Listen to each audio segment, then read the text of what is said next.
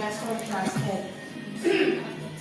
Property Guru Philippines Property Awards SMBC. So this is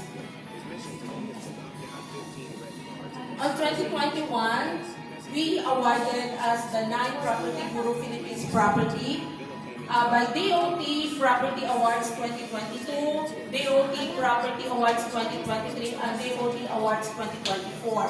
And why? Because all our projects is not only high-rise, but it is located, especially catered, the more establishments, more people working in that area. So property that I told you that SMBC is under the SM Prime Holdings, the largest in PH integrated malls, residences, hotels, and offices.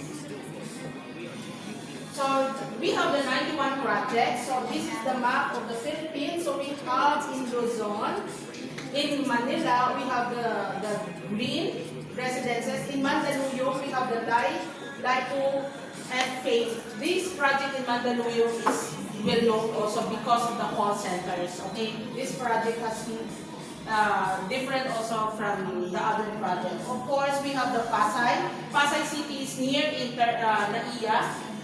So we have the Shore 2, Shore 3, Shell, CS, Sin, Ice, Breeze, Coast, and Sand. So these are in the Pasay City. So we have plenty in Pasay because Henry C. owned, I think, the Pasay City.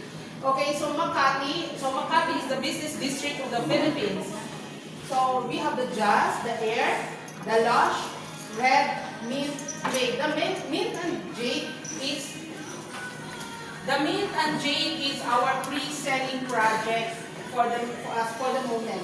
So in Parañaque, we have the Chatu, the Field, the Bloom. The Bloom is awarded the project also. Spring, Gold, this is the Gold. Walking distance in front of the Terminal 1. Las Piñas, we have the South 2, and Twin. Of course, I am very proud of this because I live in this city, the Quezon City, the City of Stars. Okay, so Berkeley blue is in front of the Ateneo de Manila University. So Ateneo de Manila University is the top university in the Philippines. So this is one of their best projects. The Grass, Fern and Grass, Mesa 1, Mesa 2, this is in front of the university. In front of the university also. But all of this project in Quezon City, only Glam is wide open. The rest is already full.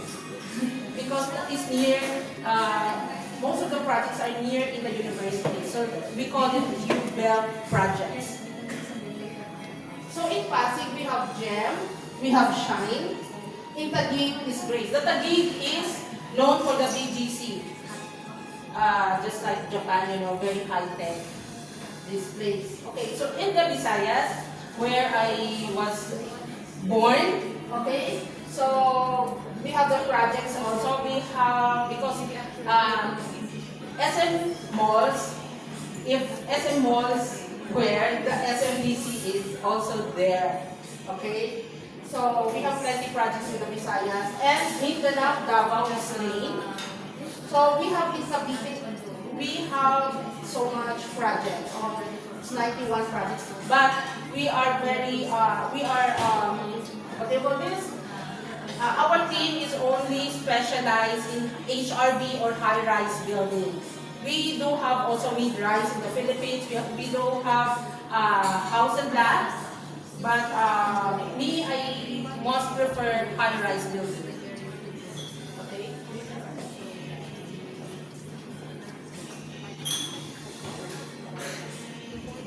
So these are in the project is in NCR or National Capital Region. I already introduced earlier. So signs. Okay, this project is in Pasay and actually in between Pasay and Manila City. So the Sands residence has white sands because it is facing in Manila Bay. So if you investing in this place, you are only near walking distance to the embassies, especially the U.S. Embassy. And this project is also what I call this, is unique because most of the investors here are all Caucasian, white people, because of the embassies.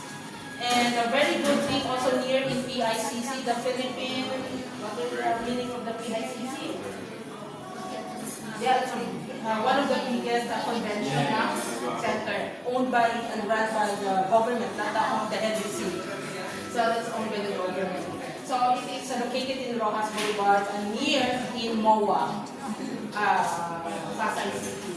And if you're gonna invest in here, you will see the perfect sunrise and sunset.